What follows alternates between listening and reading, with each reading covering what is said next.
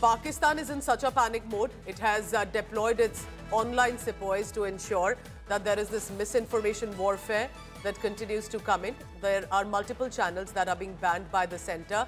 Remember, online YouTube doesn't usually have filters or guidelines, but that is where the government also needs to come in, and it appears there's been a crackdown. We are told that there are access to Pakistan channels that are being restricted right now, and some of them are prominent names. I want to immediately bring in my colleague Jitendra Bahadur for the latest on that. Jitendra, नाम बताइए कौन से channels हैं जिसको भारत सरकार ने immediately restrict किया है और क्यों?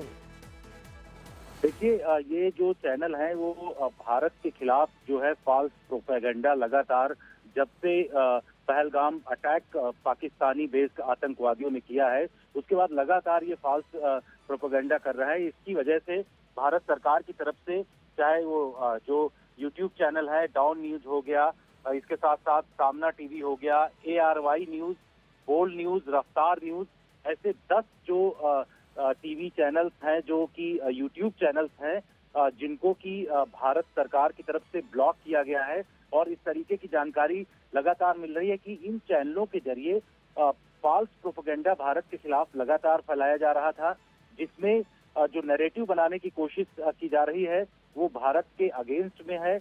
वहाँ के जो आतंकी संगठन हैं उनके खिलाफ न बोल करके भारत की कार्रवाई को लेकर के ये लोग जो है अलग अलग तरीके के फॉल्स प्रोपेगेंडा इस अपने यूट्यूब चैनल के जरिए फैला रहे थे। इस वजह से केंद्रीय गृह मंत्रालय ने सख्त एक्शन लेते हुए इन चैनलों के ऊपर, जो यूट्यूब चैनल हैं, इनके ऊपर इनको ब्लॉक किया है और भारत में अब ये नहीं दिखेंगे। इनके अकाउंट को पूरी तरीके से ब्लॉक कर दिया गया, इस तरीके की जानकारी मिली है। और ये लगातार जो है एजेंसीज ऐसे चैनलों को मॉनिटर कर रही है कि अगर वो किसी भी तरीके से भारत के खिलाफ फॉल्स प्रोपेगेंडा फैलाएंगे तो उनके खिलाफ आने वाले दिनों में और भी कार्रवाई होगी।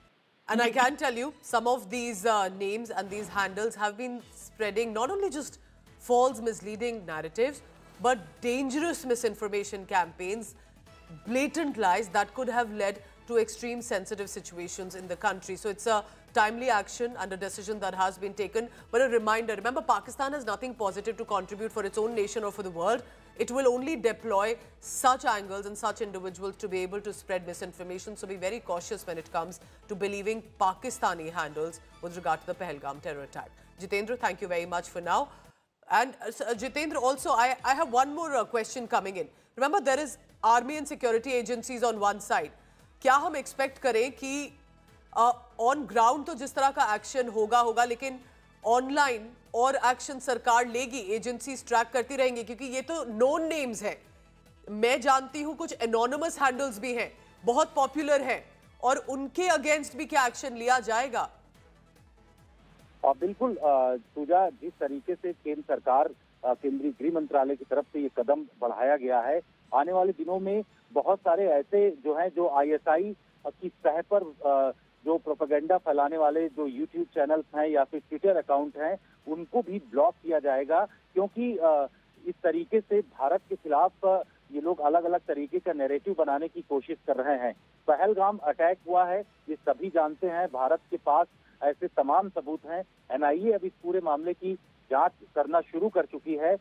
भारत को ये पता है कि पाकिस्तानी खुफिया एजेंसी ISI और पाक आर्मी किस तरीके से आतंकवादियों को ट्रेंड करके सीमा के उस पार से जम्मू कश्मीर में घुसपैठ कराती है, और उसके बाद आतंकी हमले लगातार हो रहे हैं। इन तमाम चीजों को लेकर के भारत के पास सबूत इस वक्त आ चुके हैं, उसके खिलाफ कार्रवाई लगातार की जा रही। लेकिन जो यूट्यूब चैनल के जरिए एक गलत तरीके का नैरेटिव बनाने की कोशिश पाकिस्तानी खुफिया एजेंसी ISI की सतह पर, वहाँ के यूट्यूब चैनल्स, जो कोई छोटे नाम नहीं है, बड़े बड़े टीवी चैनल्स हैं, उनके यूट्यूब चैनल्स जो हैं इस तरीके का फॉल्स प्रोपेगेंडा फैला रहे हैं, उनके खिलाफ तो कार्रवाई हुई है। ये माना जा रहा है कि जो और भी एक्स अकाउंट हैं, इसके साथ साथ जो यूट्यूब चैनल्स वहाँ के पाकिस्तान के लोग ISI की सतह पर बना करके रखे हुए हैं, उनके खिलाफ भी बड़ा एक्शन होने वाला है। हमारे साथ बने रहिए Jitendra, because as we are looking at more and more details, the names that are coming in, remember, this is very significant. Today's warfare is not just about military strikes on the ground or in the air. It is as much about what is happening online. This is where Indians also need to step in and ensure that what India has to say about fellow Indians about the massacre in Pahalgam is very categorically put out. I'm told that Arzu Kazmi, Syed Muzammil, ARY News, Furqan Bhatti, Shoaib Akhtar, Basit Ali, all of these, at least some of them, the names that I'm mentioning among others, have been banned, restricted. You cannot have access to them if you're an Indian citizen, and rightly so, because they're only spreading misinformation.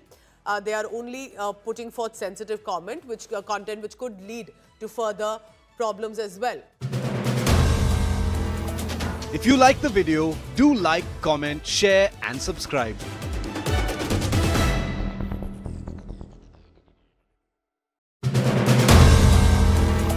If you like the video, do like, comment, share and subscribe.